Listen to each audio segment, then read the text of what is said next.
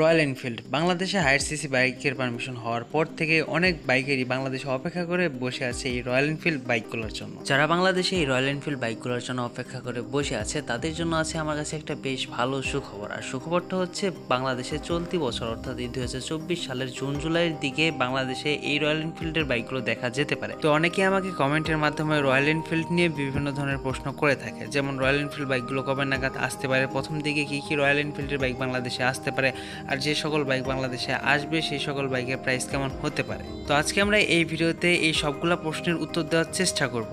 তো প্রথমেই বলি বাংলাদেশে কি রয়্যাল এনফিল্ডের বাইক আসতে পারে। প্রথমে যে বাইকটি আসতে পারে সেই বাইকটি হচ্ছে royal Enfield bullet 350 and second যে বাইকটি আসতে পারে সেই বাইকটি হচ্ছে রয়্যাল এনফিল্ড ক্লাসিক 350। হ্যাঁ, প্রথমে বাংলাদেশে রয়্যাল এনফিল্ডের এই দুইটি বাইক নিয়ে তারা যাত্রা শুরু করবে এবং পর্যায়ক্রমে আরও অন্যান্য বাইক বাংলাদেশে আনবে 350 সিসির মধ্যে।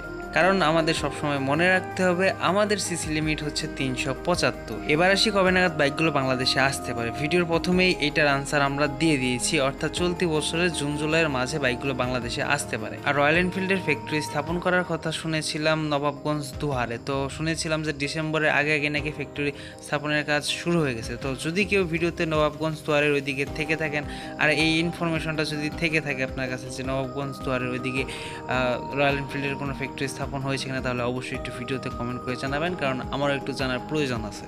এবার আসি আপনাদের লাস্ট প্রশ্নে, বাংলাদেশে এই সকল বাইকের প্রাইস কেমন হতে পারে। বাংলাদেশে রয়্যাল এনফিল্ড বুলেট 350-র প্রাইস হতে পারে 4.5 লক্ষ টাকার আশেপাশে এবং ক্লাসিক 350-র প্রাইসটা হতে পারে 6 লক্ষ টাকার আশেপাশে।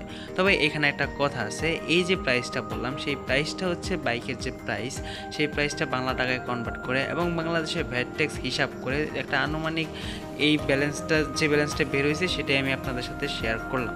এই প্রাইসটা কিন্তু একদম 100% শিওর প্রাইস নয়। বাংলাদেশে এমন কেউ নেই যে বলতে পারবে বাইকগুলোর প্রাইস একদম 100% শিওর দিয়ে কত হতে পারে।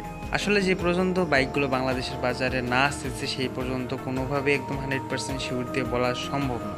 আমি আমার এই ভিডিওর ডেসক্রিপশন বক্সে আপকামিং হাই সিসি বাইকের একটা প্রাইস লিস্ট দিয়ে রেখেছি, আপনারা চাইলে সেটা একটু চেক করে আসতে পারেন। আমি বাইকের যে প্রাইসগুলো শেয়ার করলাম বা শেয়ার করি সেই প্রাইসগুলো বাইক যদি বাংলাদেশে আসে সেই ক্ষেত্রে হালকা কিছু বাড়তেও পারে, হালকা কিছু কমতেও পারে, কিন্তু তাই বলে যে একদম বিগ ডিফারেন্স হবে এমন হবে না বা এরকম হওয়ার কথাও না। এখন আপনাদের আরও একটা প্রশ্নের উত্তর দিই। অনেকেই জানতে চায় রয়্যাল এনফিল্ড বুলেট 350 এবং রয়্যাল এনফিল্ড ক্লাসিক 350 দুইটা দেখতে একই রকম, কিন্তু প্রাইসের ভিতরে একটু ভিন্নতা।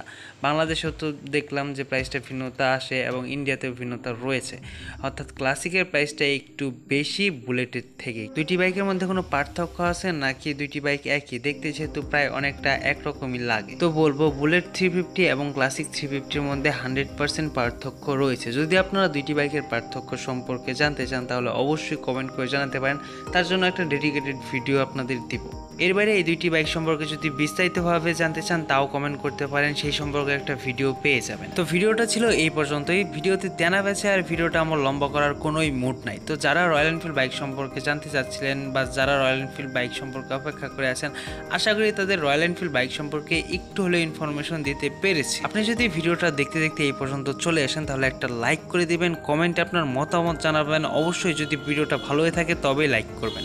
ভিডিওতে কি খারাপ লাগলো কি ভালো লাগলো সেই সম্পর্কে কমেন্ট করে জানাতে পারেন। পরবর্তীতে কোন টপিকের উপর কোন বাইকের উপর ভিডিও দেখতে চান সেটাও কমেন্ট করে জানাতে পারেন, কারণ আমি আমার এই চ্যানেলে regular bike related video upload করে থাকি। তো বাইকার্স, দেখা হচ্ছে পরে এরকমই কোনো নেক্সট বাইক রিলেটেড ভিডিওতে। তো সবাই ভালো থাকুন, সুস্থ থাকুন, হেলমেট পরে রাইড করুন, আর সবসময় একটা কথা মনে রাখবেন, আপনার সময়ের থেকে আপনার জীবনের মূল্য অনেকটা বেশি, তাই সবসময় সেভ রাইড করুন। ধন্যবাদ।